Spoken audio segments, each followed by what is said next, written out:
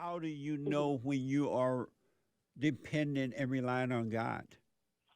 Okay, yes, and that is actually the main reason of my call. I have a 22 years old daughter. I have two, but the oldest one, she left. I live in Texas. She left to college in Florida. It was really hard for me when she left because, I was afraid because I went to college and I did a lot of crazy things. And, I was crying and her father, she was like, she's going to be okay. So everything's going to be fine. And I have been divorced for almost 13 years since she was 10. He left to Florida. He was active duty, Texas, but at least she was close to him. And something that I learned from you that we have as a woman, or as a human being, we have this ego all the time. My both daughters, they're really close to the dad. And I'm like, all the time I was like, he was the one that left. He's a good father. I cannot complain about that. Sometimes I say it's too good. And I have this ego that always I was with them. I was the one that, in school and doing all by myself and take them to trips. And always I was thinking that was me. And now that she's 22, she barely calls. And I was like, and you say she barely calls? No, she doesn't really call. She don't call me. Oh. And because she's a really left mentality, in college, and she's single about board, all these stupid things. I learned not to argue with her. Like, for example, one time I sent her the videos about ex-homosexual that they have been kind of with Jesus and they left that life behind, and she got upset. She started talking to me for 3 weeks. I'm like, I'm not telling you that they're going to hell because that is not my position. Just you can see the other side, the people can, be saved. But anyway, she stopped talking to me about anything. And so she's in college right now, right? Right now she's doing her master's. She Okay. already graduated from bachelor. And you said as a result of going to college, just to be clear so I can understand, you said she's more liberal now. She's turned liberal. And she will not talk to you. Sometimes I send her, I call her, and she replied with a text message, I'm in the bathroom. I'm in the library. I'm doing this. I'm doing that. And she never called me back and passed days and days. And I'm like, something that I learned is that if I do not think about it, I do not get emotional. Yeah. I get I let her go. I'm like, okay, longer she's good. She's doing good, and just, always I give her some advice because now she have a boyfriend. I'm like, take care of yourself. And I don't think about it to not get emotional and start crying. And that's as I said that I depend more on God and think about God. Okay, I know that God is protecting her, and I'm strong because I don't get that emotional. But let me ask you something. It's okay then if I try to call her and she don't even care. Even her father, I was talking with her father recently, and I saw that emotion on him because he was like, she don't even call me. She just call me when she needs something or when we are like, we're going to meet in this restaurant, and she's the first one that appeared. I don't know actually how to feel. I know not to think about it, not to start crying or feel sad. I don't know because she's already 22 years old. Just like that, because she's an adult. Just if she don't call me, it's not a big deal. I don't know what to do. It's how if I try to call her and she don't call me back, don't call her back or just keep calling her and.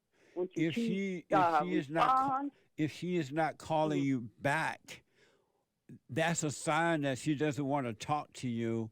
Why would you? Why do you need to keep calling her or trying to contact her when she's made it clear that she doesn't want to be bothered with you? What is wrong with you that you need to keep trying? I don't know, because it's my daughter. And what does that mean? It's your daughter. It's not your daughter. It's a grown woman on her own now. Yeah, I know, but... And so what is missing in you that you think you need to keep imposing on her? Yeah, just to know how she's doing. Why? She doesn't want you to know. If she wanted you to know, she would let you know. I know. What is it about you that think you need to know how she's doing? Because I think that if I don't call her at all, she's going to think maybe this is more, how I can think, or either proud or I don't know. So it's more about... I don't call her. It's not that you care about her; it's about you, right? Yeah, because So the why are only you I can see. pretending? Why are you pretending it's about her when it's really about you? Yeah, that's that's why I call. Yeah, I don't know. Yeah, because I don't know, in the future that she come back and say, yeah, you never call me, you never cared about me, but at the end, if I try to call her, then But she where are don't you getting? respond. I'm like, Where are you getting that idea that she may come back and say that when you know you called her, you left message, you left text? It's still about you and not about her. Where's the love in that? That's no love. What would be your reason for keep calling her if she's not calling you back? She doesn't want to talk to you. Why keep imposing on her? why I continue calling her again, because I would like to know about her. But she doesn't But want you what to if know. she just She don't call her doesn't. again? But why don't you give up your selfish ego because she doesn't want you to know about her. If she wanted you to know about her, she would contact you and tell you about her. But what if I want to call her and let her know how I'm doing? She doesn't care about how you're doing. If she wanted to know about how you were doing, she would contact you and ask, "How are you?" That's another lie that you're using to call her. Oh, she may want to know how I'm doing. If she wanted to know, she would contact you. Okay. Is that Yeah, true or not? mm-hmm. Is that true? Well, yeah, it's true. Yes, it's true. So why are you letting the devil? Why are you fellowshipping with the devil, and allow him to make you come up with all these wrong ideas and only setting yourself up to be hurt even more so? Yeah, that is something that I'm working on. The stop thinking and just, in all this time I have this like no battle, but asking God, hey, call, should I not call? Just let her, when she This woman is, when she has the desire to call me back. yeah, you already know that, but common sense, if you make a call to somebody at least a couple of times, I don't care if it's your children, your husband, your family member, your friends, and they don't call you back, that means they don't want to talk to you. But you listen to the devil, and the devil said, oh, just call her one more time. She want to know. And she doesn't want to know. And then when she doesn't call back, now you feeling bad, even worse, and you're blaming her and not yourself or the devil. Okay, then don't call her at all. For what? She doesn't want to talk to you. Okay. Doesn't she have the right to not to want to talk to you if she doesn't want to talk to you? Yeah, I know. She's an adult. And, so why not give her that right? Why impose on that? I don't know. Maybe I think that be in touch with her, because my parents, when I was in college, they never called me. I'm like, at least I worry about her and then try to call her. But what good is it doing you to worry about her? Is worrying of God to protect her? If worrying is of God, is worrying of God or the devil? No, it's there from the devil. And so why do you claim to be strong when you're listening to the devil? I know that's something that I'm learning. That was a question. Why do you claim to be strong when you're listening to the devil? Oh, okay. Oh, because I'm working on it. Because I'm learning to be strong in God and not think in my situation. I'm not thinking, oh, I'm going to call her or be emotional. That is when I'm thinking and say, okay, I know God is protecting her. That is when I feel strong. I'm not a strong 100%. But you don't know that God is protecting her. That's another lie that comes from a thought. It comes from the devil. And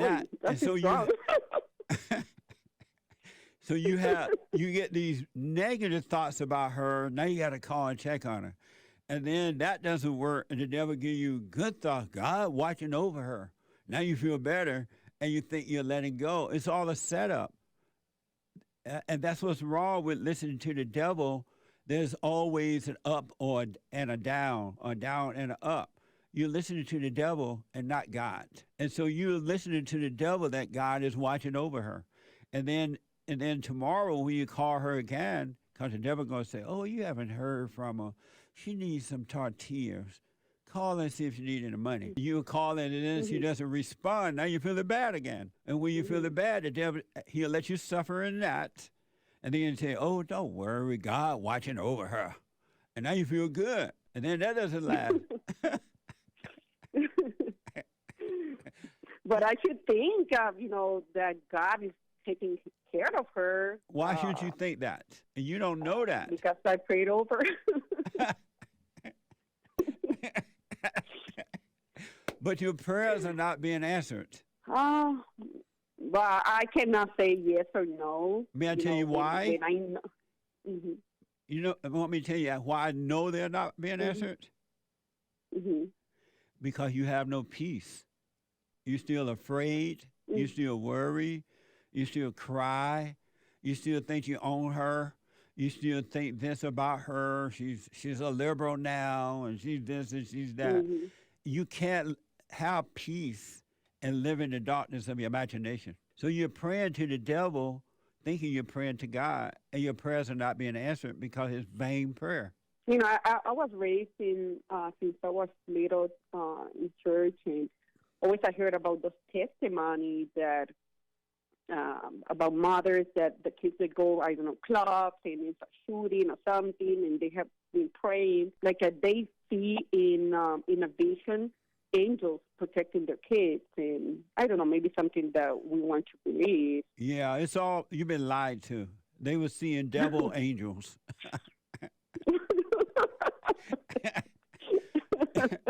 I don't know about that. It's really, No, they were seeing devil angels. That's why they're up giving a little testimony. They were lying to you. They were trying to feel good about it. I'm 45, and I have believed for so many years. Listen to you, it has been a little bit hard, because when you are raised with this mentality and to let it go, yeah, it's not easy. That's right. It's not easy. Yeah, absolutely. Because you believed into a lie, and you identify with that lie as the truth, and it's hard to let it go. It feels like you're losing yourself if you should let it go. I know. And many times we think that because we have our kids, they belong to us. And they don't. Entire life. No. They belong to God. Mm-hmm. They don't belong to you at all.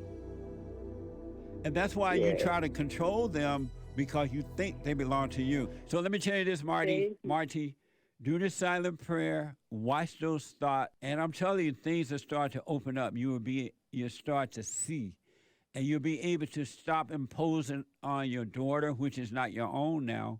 There's no more you can do for her. Thank you so much. You too. Thank you. Let me know how it goes, all right?